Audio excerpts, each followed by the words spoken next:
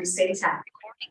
It's so exciting to have you here present at the Mercy International Room and so many people joining us online. You are so welcome. It gives me great pleasure to introduce you to the 2023 MELF Graduating Fellows, who will present to you today the fruits of their research. I know that each one has prepared a unique project for the Mercy world. And these projects are related to the Mercy's world's two overarching themes: the degradation of earth and displacement of peoples. Each presentation reflects the passion for mercy and justice that each of these women have. Thank you so much for tuning in to hear and see their work. And now I will pass it over to our first moderator, Jemima Welsh.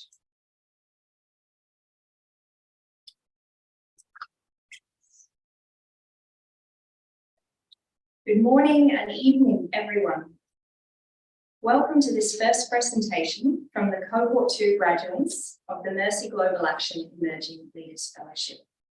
My name is Jemima Welsh, and I am a fellow from Group 1 of this program. I will be your moderator this morning. I would like to begin by acknowledging the First Nations and traditional custodians of the lands from which we have all travelled to be here today. We pay our respect to elders past, present, and emerging, and acknowledge their leadership in caring for community and the planet. I would also like to extend a special welcome to any First Nations people joining us here today or online. This series of presentations is a culmination of the hard work of our Cohort 2 Fellows of the past 18 months. It's a very exciting opportunity for all of us to learn from these Mercy leaders and to be in conversation around key justice issues. As mentioned, this is the first of 9 presentations that will take place throughout the day. We are very pleased to see participants from across the world joining us from remarkably different time zones. So thank you all very much for taking time to be with us today. A little housekeeping before we get started. For those joining us online, this Zoom session has been selected as a meeting rather than a webinar. This allows the presenter and attendees to see each other. You may choose to view today's presentation in presenter view rather than gallery view, which will allow you to see the presenter rather than all of the attendees. This option can be selected in the top right-hand corner of your screen. Please be respectful to the presenter and mute yourself during the presentation. We hope it will be an interactive session, so you are welcome to submit any questions and comments via the chat box. We'll have about 10 minutes at the end for Q&A.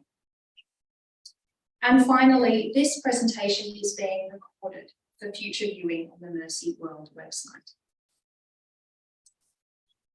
Today, we will be diving into the theme of displacement and higher education.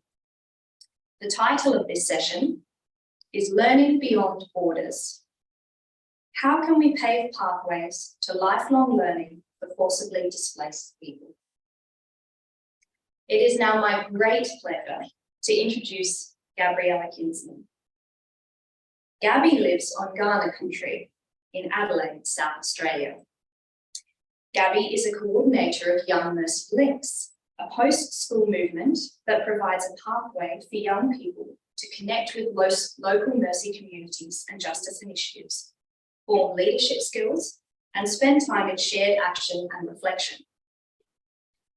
This movement was developed and is still supported by Mercy Sisters in Australia, who saw a need to continue to ground young people in mercy and justice as they navigate life beyond school. Gabby has been captivated by the mission of these Mercy women, and she hopes to continue to grow the movement. Gabby also works in marketing and communications for a Mercy school in Adelaide, where her own journey in Mercy began as a student. Gabby holds a bachelor's degree in media and has an interest in storytelling and communication of justice issues. She also has a commitment to walking alongside those who have experienced displacement and is involved with several grassroots organisations that support refugees and those seeking asylum. These connections, particularly with young people, have inspired her research project. It is always tricky being the first presenter, but Gabby is incredibly impressive and I know she is more than up to the challenge. Please join me in giving her a very warm welcome.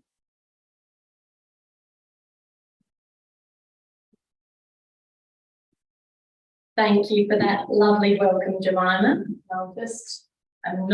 I'm sure we aren't going to have any issues with sound for my voice, so thank you so much. I am absolutely delighted to see those of you who are joining us in person here at Mercy International Centre, and those who are joining online, thank you so much for joining in.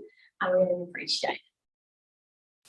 So as mentioned, my research for the Mercy Emerging Leaders Fellowship has focused on learning beyond borders, looking at ways that we can pave pathways to lifelong learning for people who have been forcibly displaced. And this is a topic that I am extremely passionate about. And I acknowledge the fortunate position that I am in to have been through the university system myself. However, education at any level should not be a luxury afforded to those in privileged positions. Rather, an opportunity that is offered equitably and resourced suitably to enable all people, particularly young people, to pursue their passions and broaden their horizons. This is a topic that is also very close to my heart. From the outset, in applying for this program some 4 years ago, I felt very strongly about using the opportunity to further explore the reasons why friends of mine who had sought asylum in Australia almost 10 years ago were not able to study at university. This is not something widely known amongst the Australian community and wouldn't have been something that I had much awareness of if it weren't for the Mercy communities that I'm a part of that have long supported and advocated for the rights of refugees and asylum seekers. Therefore, my aim for this research was to be able to raise awareness. So I have developed a 1-hour interactive workshop that is designed to be implemented in schools and stimulates thinking around this issue, inspires and empowers young people to go away with knowledge and tools to advocate for other young people who do not have the same educational pathways because they have fled persecution, conflict, violence or violations to their human rights. So the workshop begins by developing foundational knowledge, unpacking the broad area of forced displacement and challenging young people to understand the root causes. It also covers the Mercy response to displacement, and the workshop then looks at the level of access to higher education in my context in Australia, but also globally. And there is time taken for people with lived experience to share their stories and perspectives, to cultivate empathy amongst students and provide an opportunity for young people to reflect on the courage and resilience of people who have been forcibly displaced and the challenging pathways that exist to access higher education. So I'd like to begin today by sharing the voice of a young woman in Australia who I'm connected with through my work with young people and the Circle of Friends, a grassroots organisation that encourages connection and friendship with people who have come into Australia. And I think Nargis is also online today.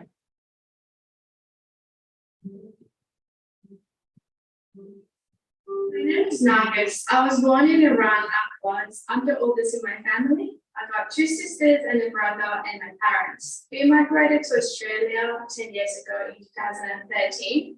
My family and I had to migrate to Australia and escape Iran because of our conversion to Christianity. And in Iran, if we do that, we will be persecuted. School and education was always so important to us since day one, basically. I remember when I was a kid, one day my uncle asked me, what do you want to be when you grow up? And I was like, I would like to be a dentist so I could fix all your teeth. When I finished primary school, I actually had to do a few tests, really hard ones, like 100 questions for 3 hours. to be able to go to this particular school, that it was an intelligence school. I actually did pass all those tests, and I went to the intelligence school for 3 years until we had to escape Iran, basically. And I was 14 back then, and I had no idea what's going on. Imagine a day that your parents come to be like, pack up, we're leaving. It all happened so quickly. The moment that I closed my eyes and opened my eyes, I was in Indonesia on a boat on my way to Christmas Island. We had to stay in Christmas Island for many months, for a year almost, and then we've been randomly chosen and transferred to Nauru by force. And we stayed there for a couple of years as well. So within that 3 years, when I left Iran to when I got to Nauru, I've actually missed 3 years of education. It was no real education in Christmas Island in Nauru at all. The education was not right, wasn't focused enough. When we arrived to Australia, I finally had the chance to be able to go to school. A social group that I met with some people, they were able to get me connected to a massive school. That was probably the best experience of my whole school life. I did exactly the same thing as everyone did. I finished all my assignments. I applied for, workplaces and everything. But then all my classmates were able to go to university and apply for it and get accepted and use the ATAL, except me. So that was very heartbreaking for me because I was studying the same school as them. I had the same opportunities, but I just could not go to university because of the visa that I was on. And 5 years after, I am still fighting to be able to go to university, and I have not received a single support from the government or anyone to help us to go to university. I've been working in a dental practice for 4 years now, and I am the senior dental in a dental practice. Lots of responsibilities, but I've learned a lot, and I'm very grateful to be able to achieve something, at least while I'm waiting to be able to do greater studies. I have been offered to be able to go to get my certificate through Gabriella in dentistry, so that I'll be qualified as an workplace. And they offered me to school me, and they said, go for it, we will pay for it all. But unfortunately, when I did apply for it, I wasn't able to do that because it's strictly the no study, no further training in Australia due to my visa situation, which is very sad. Not being able to have access to education or turning down the opportunities that I've had so far has made me feel ridiculously disappointed. I feel very limited. I feel stuck. And that was the reason after 8 years in Adelaide, I had to convince my family and move to Melbourne because I thought it probably would have been a great opportunity, bigger city, more population, better work opportunities. Maybe there was a hope of me going to uni and being able to study, but that didn't work out either. The only thing that kept me going so far was having the opportunity to actually learning more about dentistry, even though I'm not able to study it. I have advocated for myself and others in my position because I can see that we deserve better. I see the potential in ourselves that we will finally become what we want to be and help the people, help this country. I feel belong to Australia. I am a young member of the refugee generation, and I would love to contribute to this country, making it better, more advanced, a place where everyone's welcome, everyone lives in harmony and can achieve their dreams basically. I believe we are a family of hope. Faith was the only thing that kept my family and I going for the past 10 years.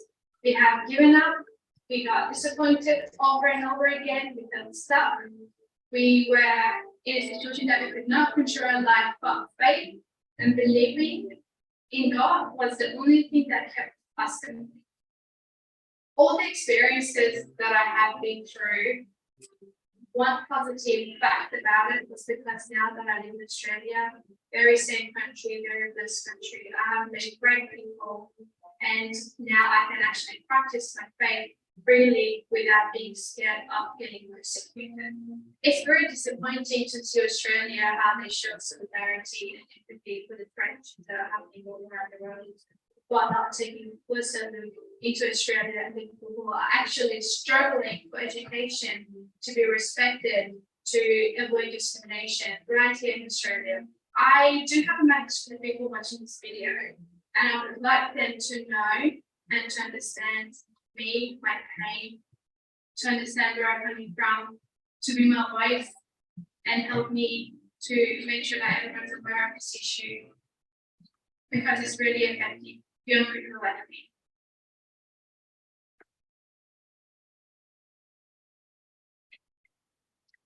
Thank you, Nargis, for so generously sharing your story.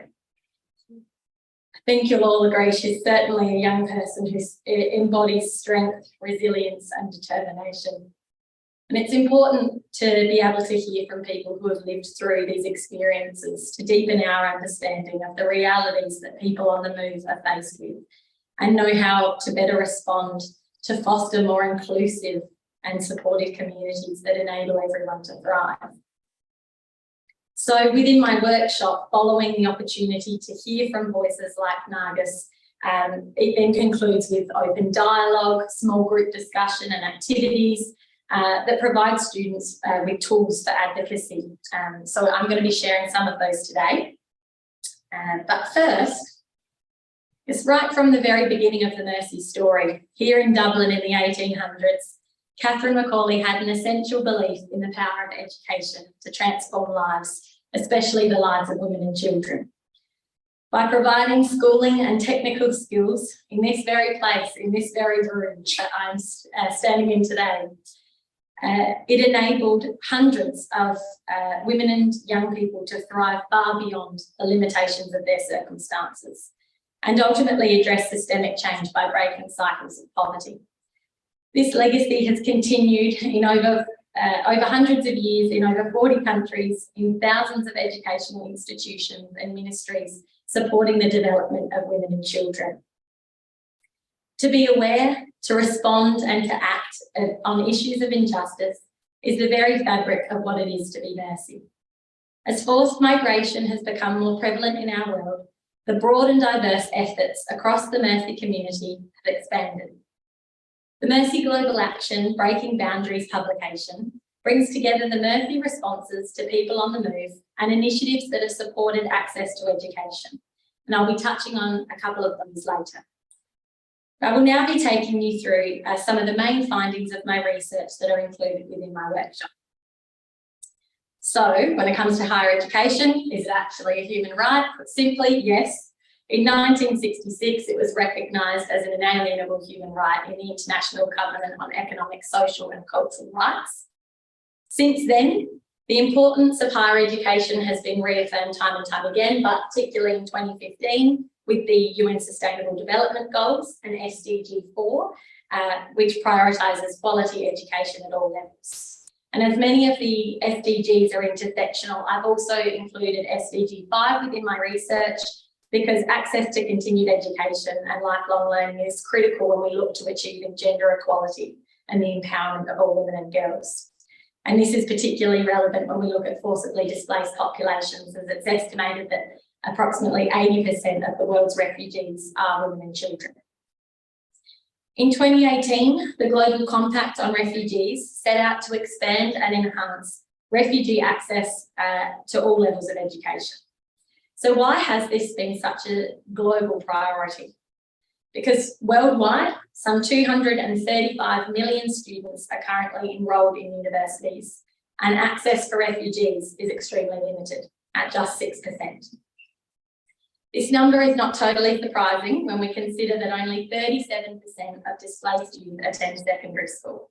So in order to get more forcibly displaced people into higher education, ensuring that young people are able to complete their secondary education is critical. And this is one of the major barriers to access for higher education. Others include limited access to reliable information, financial needs, language requirements, legislative restrictions on education access, and difficulty in validating prior education credentials and documentation. And these barriers compound circumstantial or situational challenges and psychosocial challenges associated with forced displacement, and also physical barriers of encampment. And of course, these barriers do not operate in isolation, and they're very much interrelated. As you saw from what Nargis shared earlier, the consequence of these barriers can have significant impacts on well-being and hope for the future.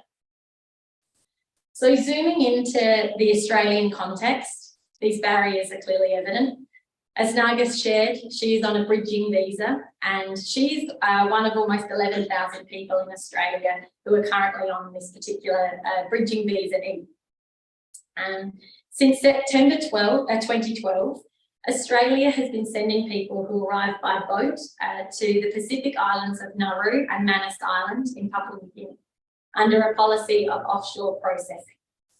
So to deter maritime arrivals, since July 2013, the Australian government's policy is that no one who is in this group will ever be resettled in Australia permanently, even if they are recognised as refugees. And that is the case for Nargis and her family.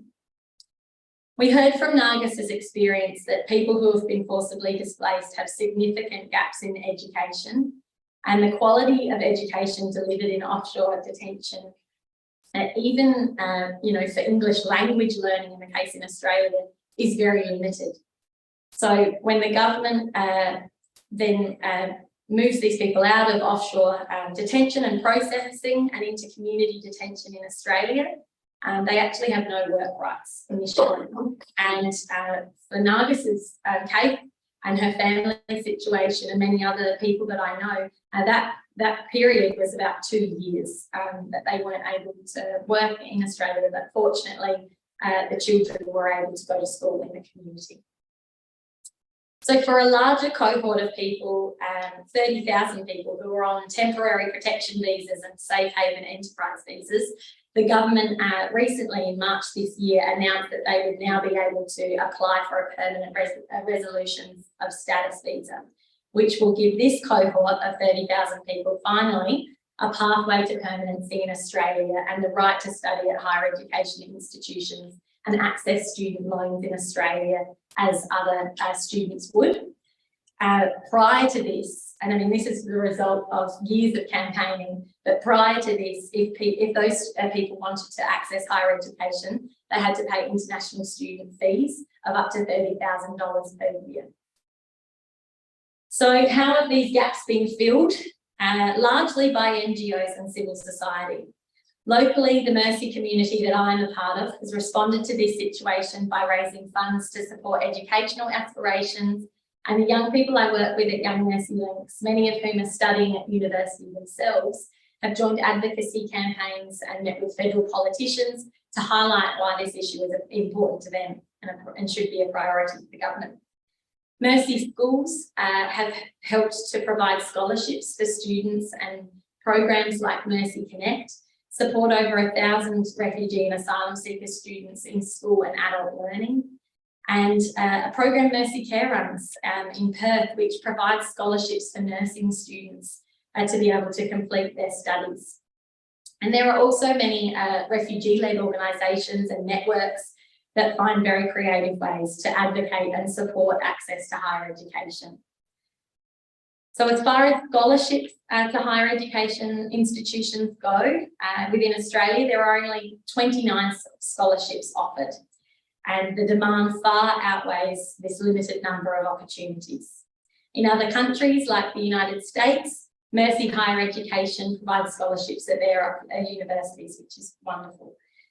And the work of local communities and the Mercy community has impacted the lives of many, but there is definitely a long way to go. So what do the UNHCR, the UN Refugee Agency, have to say about this? In 2018, they launched their 15 by 30 campaign, which aims to create the conditions, partnerships and collaboration and approaches that allow 15% of refugees to access inclusive and equitable quality higher education by 2030. So that's approximately 500,000 refugees. Now, does anyone in the room remember how many refugees currently have access to higher education?